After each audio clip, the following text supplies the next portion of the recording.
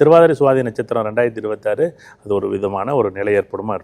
அடுத்தது புனர்பூசம் விசாகம் புரட்டாதி 1 2 3 பாதங்கள் எப்படி இருக்குன்னா, அப்பா நல்லாவே இருக்குது, ரொம்ப நல்லா இருக்குது.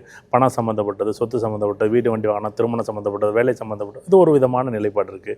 அடுத்தது ஒன்று இருக்குது, அதே புனர்பூசம் விசாகம் பூரட்டாதி நட்சத்திரம் எதிர்பார்த்த மாதிரி இருக்குன்னா 50க்கு 50 தான் நல்லா இருக்குது. 4ஆம் பாதத்துக்கு மட்டும் எதிர்பார்த்த மாதிரி இல்லை.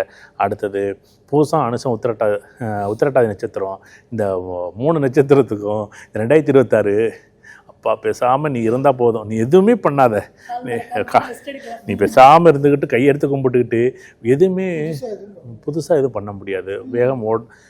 நீங்கள் வேகமாக ஓடினாலும் பின்னாடி நிறைய குடும்பம், சொந்தம், உறவுகள், நண்பர்கள், வேலை, திருமணம், கணவன் மனைவி போட்டு சக்கையாக போட்டு பிடிஞ்சா எப்படி பண்ண முடியும்? ஆமாம், அது யாராச்சும் பூசம் அனுசம் உத்திரட்டாதி இருந்துச்சுன்னா ரொம்ப கவனமாக செயல்படுங்க 2026. அடுத்தது ஆயில்யம் கேட்டை ரேவதி, அப்பா என் வாழ்க்கையில் ஒரு பெரிய சந்தோஷமான ஆண்டு 2026 அப்படின்னா ஒரு நல்ல ஒரு ஆண்டாக இருக்கும். பயன்படுத்திக்கலாம்.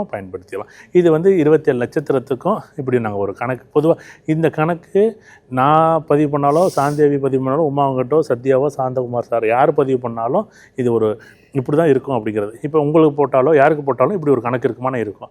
அதை வச்சு தான் நாங்கள் பலன் சொல்கிறது. அப்போ இந்த ஜாதகத்துக்கு ரோஹிணி நட்சத்திரம் திருமணம் போகுது, இப்போ ஜாதகத்தில் உனக்கு சாதகமாக இல்லை, இந்த நட்சத்திரம் முடிகிற வரைக்கும் நீ பொறுமையாக இருங்க.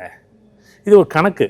இந்த கணக்கு நீங்கள் போட்டாலும் அதே கணக்கு தான், நான் போட்டாலும் அதே கணக்கு தான். அதாவது 27 நட்சத்திரமும் ஒவ்வொரு மனிதனுடைய வாழ்க்கையை தீர்மானிக்குது.